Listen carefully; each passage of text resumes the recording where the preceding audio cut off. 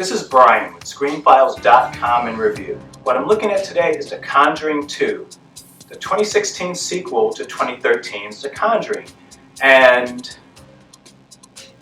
it reminds me of a saying, namely, if something is successful, don't break it. Which is to say, The Conjuring 2, like The Conjuring before it, is a pretty mediocre movie.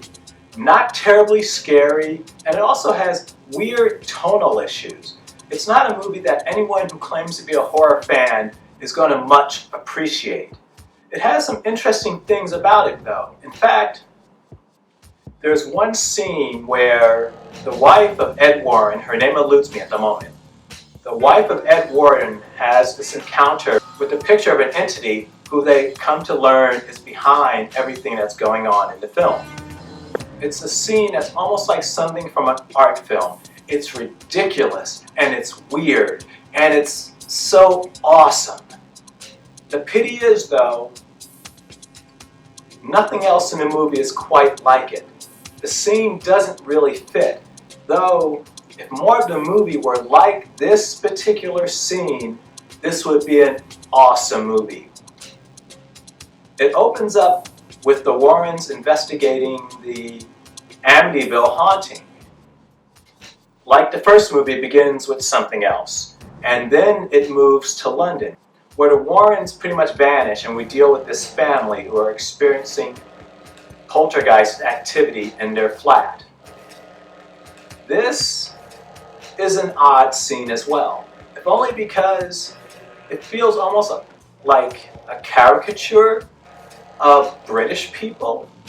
They're like any other people in the sense that they speak with an accent, and that accent is oftentimes regional, which is to say a person in London might have one accent, while a person further away from London would have a similar, though different, accent. In other words, people don't sound the same. It's like with the United States. If you find someone in New York, let's say, and you find another person in North Carolina, they don't sound the same. And the same applies for any large place for that matter. So what we hear in the British scenes feels like a caricature. It's almost funny listening to these people talk because it doesn't quite mesh with reality. It's kind of hard to pick up on it, but if you're all in tune to it, it comes off very odd.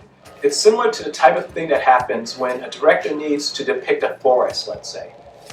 Knowing that many people have not actually seen a forest, they just kind of throw a bunch of plants together, have them all over the place, and therefore forest. People who have experience with forests can usually tell when it's being faked. The same thing applies to accents.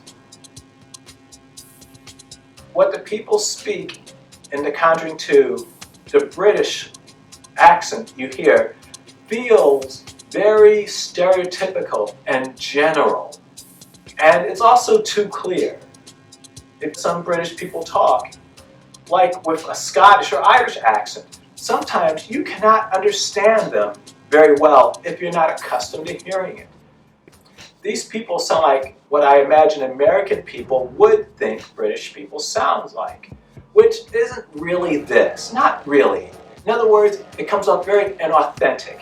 So that's a problem. It's not a scary movie, it feels very inauthentic, and it's a little dull. There are a few jump scares here and there, but Wan does not seem to know how to maintain atmosphere. Something like, let's say, a Guillermo del Toro or Ole Bornthal are really good at. So, as a result, when there's not something bizarre happening on screen, the movie kind of ebbs. And it's very uneven like that. As I said, it's not a scary movie, though you can't meddle with success. It's quite profitable. If I recall, The Conjuring 2 cost somewhere in the ballpark of $40 million to produce, which is more expensive than the original movie.